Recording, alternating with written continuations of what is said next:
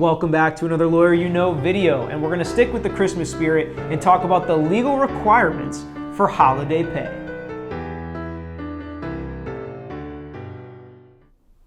We get tons of questions about holiday pay, both from employers and employees.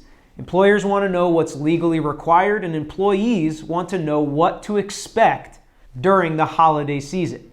It's actually pretty simple. The legal requirements for holiday pay are straightforward. The way I'm going to go through this video is answer some of the frequently asked questions about the legal requirements for holiday pay. So there's a very important distinction before we get into the questions that I'm going to answer on today's video, and that's exempt versus non-exempt employees. We've done a podcast that I'm going to link in the description below that's going to explain in detail what the difference is between an exempt and non-exempt employee, because most people think that just means salaried and non-salaried employees, but it's not. Salaried employees are not always exempt employees, and hourly employees are not always non-exempt. So there's a lot of detail to get into to what the different types of an employee is. If you want to know more about what the difference is between a non-exempt and an exempt employee, I encourage you to listen to that podcast. And if you want me to do a video on it, just leave a comment below asking for that specifically, and I'll put in the time to do a breakdown of what the difference is between an exempt and non-exempt employee. There will be some differences in what we discuss in answering today's questions on the difference between an hourly employee and salaried employee, which is what most people call them, but there are a ton of nuances to determine whether somebody's actually a non-exempt or hourly employee and versus an exempt or salaried employee. The first question I'm going to answer is, do you have to give your employees time off as an employer for the holidays? And the legal requirement is no. You don't have to close your business. You don't have to give employees time off. You don't have to do anything just because it is a federal holiday. That doesn't necessarily mean that's the industry standard for your business, but there is no legal requirement to close up shop for a holiday. Question number 2, do you have to pay your employees if you close your office or business? That means it's Christmas, it's December 25th, and you're closing, you're giving everybody the day off. Do you still have to pay them even though you gave them the day off? The legal requirement for that is also no. You don't have to pay your employees if you close up shop for a holiday. No matter what that holiday is, federal or not, if you close your business and you let all your employees go home, be with their family, go on vacation, whatever it might be, you do not have to pay them for those holiday hours. If they want to use paid time off, sure, that's just like any other day they take off. But you don't have any special requirement to pay just because it's a holiday. This is where one of the distinctions comes in between an exempt and a non-exempt employee. For non-exempt employees, you do not have to pay them for the time off. But for exempt employees that are usually salaried employees with other requirements to make them an exempt employee, if you close the office that day and they are paid salary, you can't cut their salary down one day or cut their salary down 1/5 or whatever it may be. You have to pay them their full salary. That's one of the big differences between exempt and non-exempt employees that applies to this question that may not apply to some of the other ones. Question number 3. If you require your employees to work during a holiday, do you have to pay them time and a half? Or do you have to give some bonus pay for those holiday hours? The answer to that question is also no. There's no legal requirement for you to pay time and a half if you are a retail store or a restaurant that's open on Christmas Day or New Year's Day or some other federal holiday.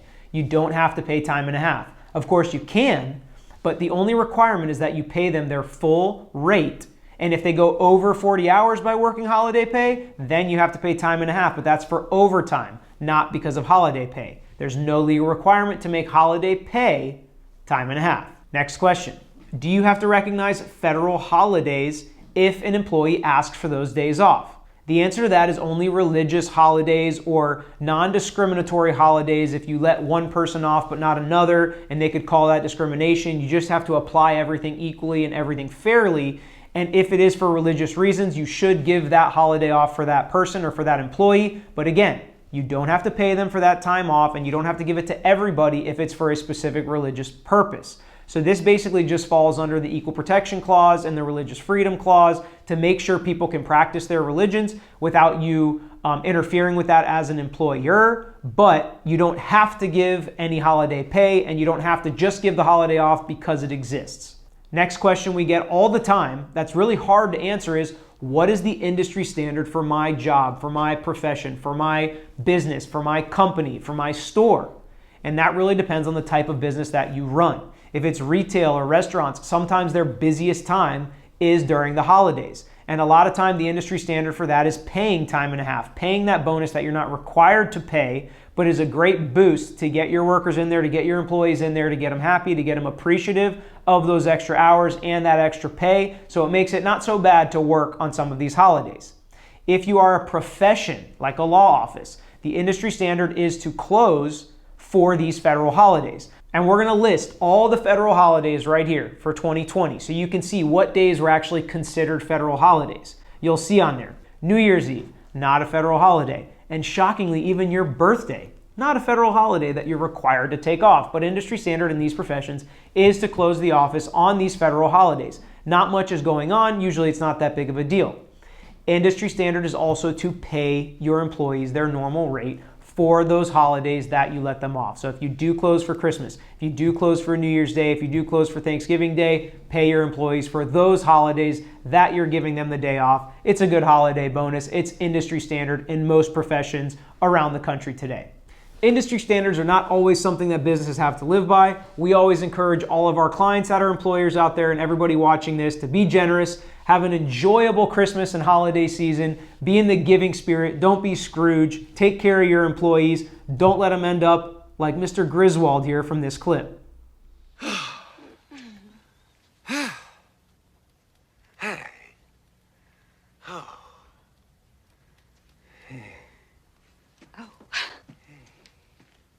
Clark, what's wrong? Honey? It's bigger than you expected? Smaller? What is it?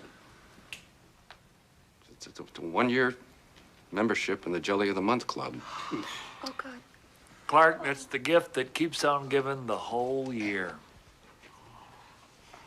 That it is, Edward. That it is indeed. I'm sorry, Clark. But This isn't the biggest bag over the head punch in the face I ever got. Go!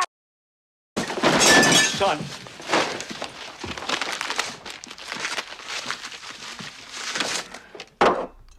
And while that's our recommendation, we're here to give the facts. We're here to talk about what the legal requirements are. And there are no legal requirements for taking days off, paid days off, time and a half, bonus pay, bonus checks, anything like that in the law, federally or state. So you're not required to do that, but it'll just show your employees that you're taking that extra step as an employee to take care of them. Hopefully you guys enjoyed this episode. If you like this content, push the like button, push the subscribe button. Apparently that helps. So you'll help us keep bringing out the content that you guys want to hear.